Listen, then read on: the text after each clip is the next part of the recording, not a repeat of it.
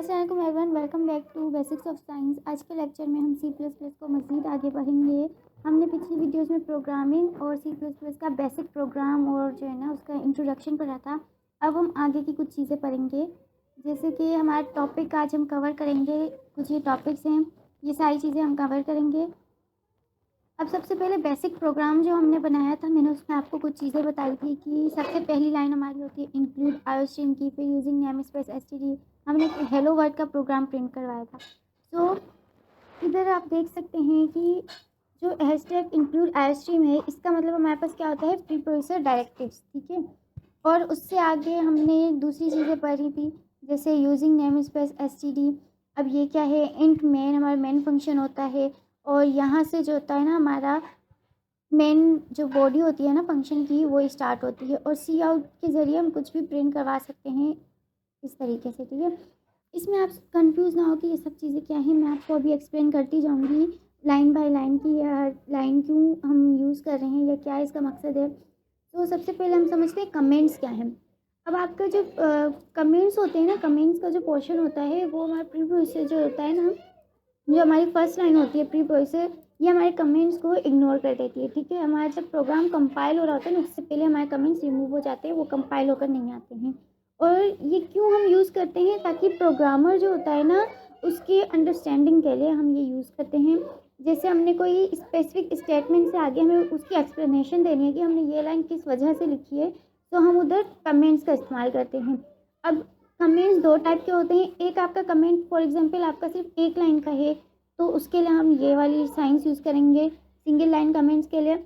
और अगर आपका कमेंट पैराग्राफ में है या मोर देन वन लाइन है, तो आप उसे इस तरह से करेंगे, शुरुआत उसकी ऐसे होगी और एंड ऐसे, ठीक है।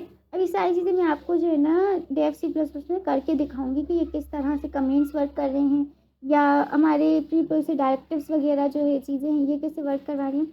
ये सिर्फ आप ये समझिए कमेंट्स हम क्यों लिख रहे हैं। तो फॉर एग्जाम्पल मैं एक प्रोग्रामर हूँ, मैंने ना 1000 लाइन का एक प्रोग्राम बनाया है। अब मुझे वो प्रोग्राम किसी को शेयर करना है और मैं उसे वो दे रही हूँ कि वो उसमें आगे मज़ीद काम करे, मेरे प्रोग्राम को 100 लाइन के प्रोग्राम को आगे और बनाए। तो मैं उसे क्या करूँगी, अब वो प्रोग्राम शेयर करूँगी, लेकिन अब मैंने उसमें 36 लाइन पर क्या वर्क किया है, 52 लाइन पर या थर्ड लाइन पर मैंने अगर जो स्टेटमेंट लिखी है वो मैंने क्यों लिखी है, तो उसको एक्सप्लेन करने के लिए मैं आगे कमेंट्स दे दूँगी, ताकि जो अगला बंदा है या बंदी है वो आराम से मेरा जो है ना प्रोग्राम समझ सके। अब वाइट स्पेसेस क्या है, तो वाइट स्पेसेस जो होते हैं उसे हम कैरेक्टर्स भी कह सकते हैं सी प्लस प्लस में।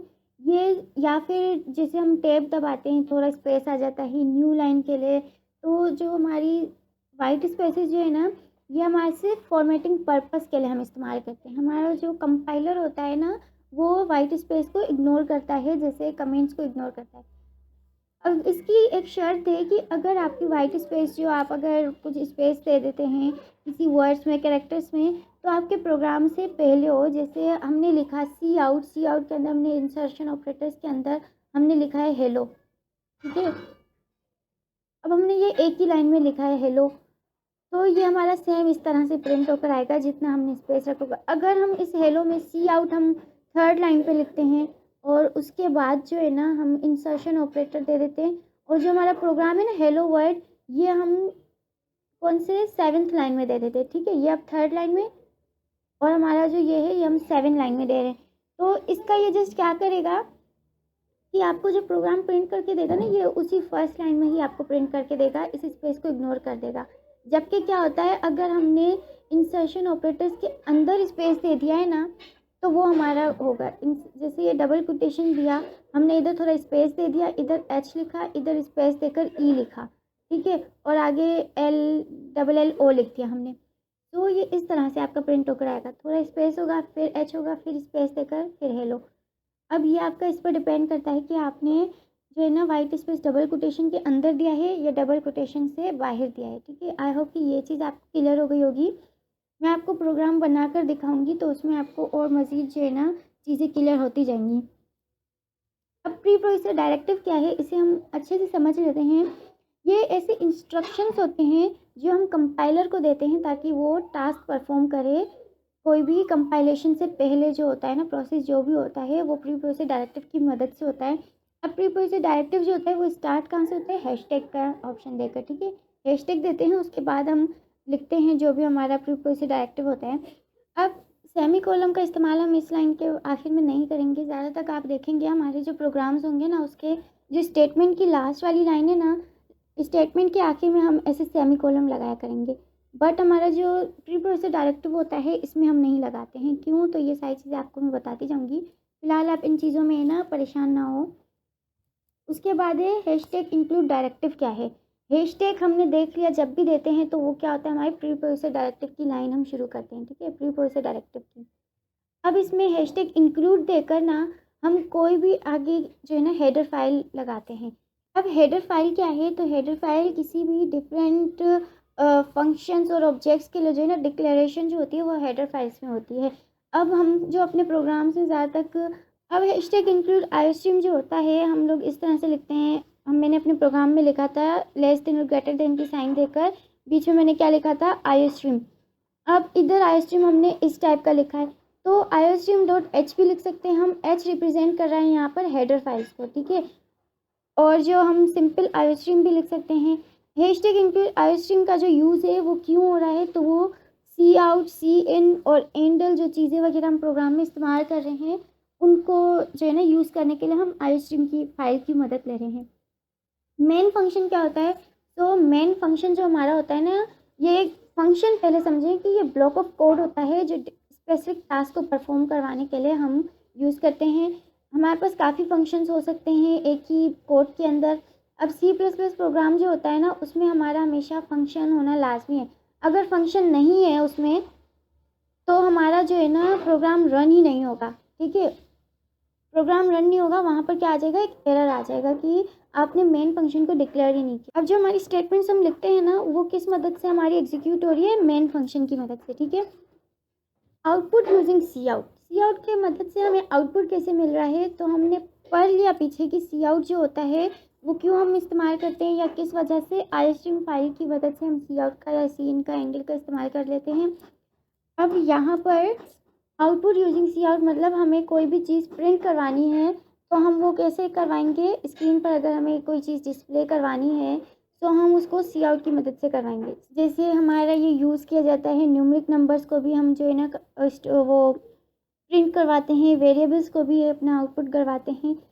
सी आउट को हम प्रोनाउंस कैसे करेंगे, सी आउट, ना कि इसे काउट या साउट, ये दोनों चीज़ें गलत होंगी, हमें इसे प्रोनाउंस करना होगा सी आउट। ये एक्चुअली जो होता है ना एक ऑब्जेक्ट होता है which is pre defining C plus plus, ये पहले से प्री डिफाइंड होता है और इसे स्टैंडर्ड आउटपुट स्ट्रीम भी कहते हैं which represent data going to monitor. जो भी हम डेटा मॉनिटर की तरफ उसे दे रहे हैं, प्रिंट करवाना चाह रहे हैं, वो डेटा हमारी जो है ना रिप्रेजेंट होगी सी आउट के थ्रू। अब stream is an abstraction, stream क्या है, ये एक एब्स्ट्रैक्शन है that refers the flow of data, जो हमारी डेटा की फ़्लो को बता रहा है और इसमें हम ऑपरेटर्स का इस्तेमाल करते हैं। उन ऑपरेटर्स को क्या कहते हैं, इंसर्शन ऑपरेटर्स। हमने सी आउट लिखा, ठीक है, उससे आगे हम क्या देंगे, इंसर्शन ऑपरेटर्स, फिर हम डबल कोटेशन में कुछ भी लिखेंगे और आखिर में सेमीकोलन, फिर हमारी चीज़ वो पूरी जो लाइन है ना प्रिंट होकर आ जाएगी, हमारा प्रोग्राम रन हो जाएगा। ओके, सो आई होप कि आपको सी प्लस प्लस का जो है ना मोस्टली वर्ड पता चल गया होगा। अब इंटीजर वेरिएबल्स क्या होते हैं, तो वेरिएबल जो होता है ना, हमें कोई भी वैल्यू अगर स्टोर करवानी है तो हम वेरिएबल का मदद लेते हैं। यहाँ पर आप देख सकते हैं जैसे एक्स हमारा एक वेरिएबल है इक्वल्स टू 1, हमें कोई वैल्यू प्रिंट करवानी है तो उससे पहले हमें वेरिएबल का डिक्लेयर करना लाजमी है। वेरिएबल्स जो होते हैं ना एक पर्टिकुलर प्लेस पर लोकेट हो जाते हैं हमारे कंप्यूटर की मेमोरी में। अब वेरिएबल जो होता है वो कोई भी वैल्यू स्टोर करवाने के लिए यूज़ होता है। जो वैल्यू जो होती है ना असल में मेमोरी स्पेस में अपने लिए एक जगह एलोकेट कर लेती है। अब इंटीजर वेरिएबल्स जो होते हैं वो इंटीजर नंबर्स को रिप्रेजेंट करते हैं।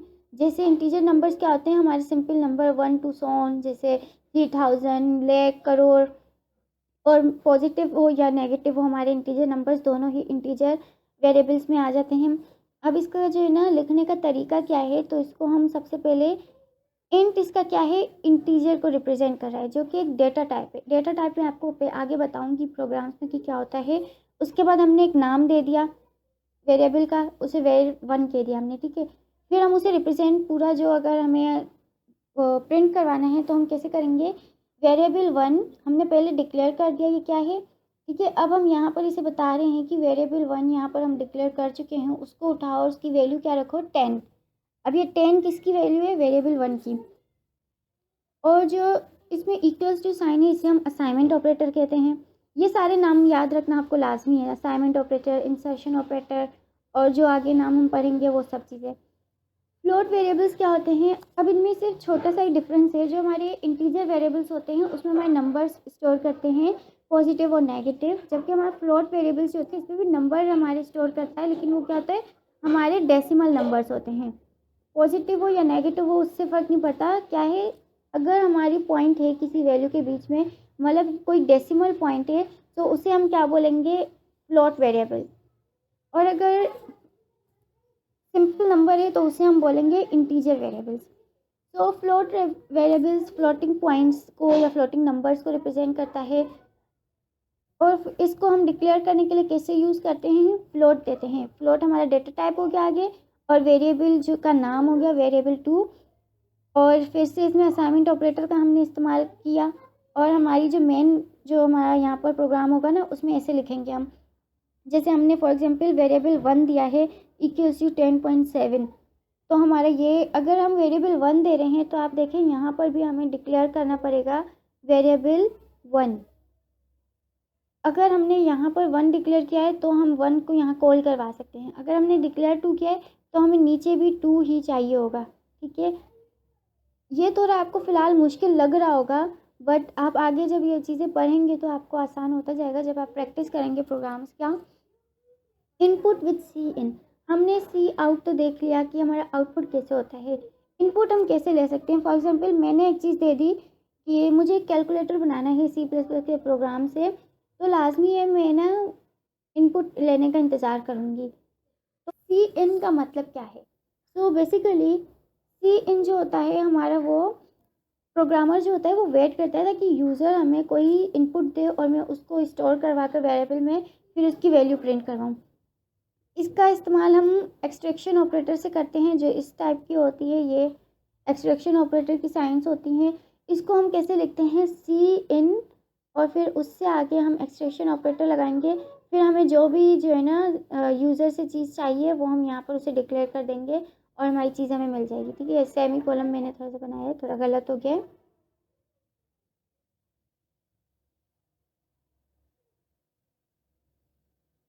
ठीक है, सो सीन हम थोड़ा पढ़ लेते हैं। सीन को हम कैसे प्रोनाउंस करेंगे, किन या सिन नहीं, इसे हम करेंगे सी एन। ये भी हमारा एक ऑब्जेक्ट होता है जो प्री डिफाइंड होता है सी प्लस प्लस की लाइब्रेरी में। और ये क्या, जो हमारे यूज़र से हमारे पास इनपुट आ रहा है ना, उसको रिप्रेजेंट करने के लिए हम सी इन का इस्तेमाल करते हैं। इसका नीचे यहाँ पर एग्जाम्पल आप देख सकते हैं, सी इन इंसर्शन ऑपरेटर, फिर वेरिएबल को डिक्लेयर किया है। अब जो भी है ना, हम जैसे रन करवाएंगे प्रोग्राम, तो हमारा वो प्रिंट करके दे देगा जो वैल्यू वगैरह हमें यूज़र ने दिया होगा। अर्थमेटिक ऑपरेटर्स क्या होते हैं ये हम आगे पढ़ेंगे, एडिशन, मल्टीप्लिकेशन, सब्ट्रैक्शन, डिवीजन वगैरह, ये सारी चीज़ें। आज की हमारी वीडियो यहाँ पर ख़त्म होती है। आई होप कि आपको वीडियो अच्छी लगी होगी और समझ भी आई होगी। अगर आपको कोई भी क्वेश्चन है इससे रिलेटेड तो आप मुझसे पूछ सकते हैं। बाकी इस चीज़ में परेशान ना हो कि ये सारी चीज़ें क्या है, सी इन, फ्लोट वेरिएबल्स वगैरह वगैरह, तो ये सारी चीज़ें मैं आपको पढ़ाऊँगी, और जब मैं एक प्रोग्राम रन करवाऊँगी ना तो आपको ये चीज़ें अच्छे से समझ आ जाएंगी। तो अभी हमें ना इस प्रोग्राम को रन करवाते हैं डेव सी प्लस प्लस में। जैसे यहाँ पर हमने कल पढ़ा था कि हम एक फ़ाइल लेंगे, हमने सोर्स फाइल ली। अब इसमें मैं क्या लिख रही हूँ, सबसे पहले आप सबको भी अब पता है, हमने प्रोग्राम में समझा कि सबसे पहले हम प्री प्रोसेसर डायरेक्टिव देते हैं जिसे हम क्या कहते हैं, हैशटैग इंक्लूड। अब हम यहाँ पर कोई भी अपनी है ना लाइब्रेरी फ़ाइल देंगे, हेडर फाइल, उससे आगे हम लिखेंगे यूजिंग नेम स्पेस एसटीडी, और फिर हम अपना मेन फंक्शन स्टार्ट करेंगे। ठीक है, अब ये हमारा मेन फंक्शन स्टार्ट हो गया। मैं इसमें चीज़ें दे रही हूँ, इंट वेरिएबल 1। ठीक है, और नीचे मैं उस वेरिएबल की वैल्यू क्या डिक्लेयर कर रही हूँ, वेरिएबल की वैल्यू मैंने डिक्लेयर कर दी वेरिएबल 1 की 10। अब मुझे इसे वेरिएबल को प्रिंट करवाना है, तो मैं सी आउट देकर इधर लिखूँगी, मुझे क्या प्रिंट करके दो, वेरिएबल 1। अब मैं इसे प्रोग्राम सेव कर देती हूँ पहले तो।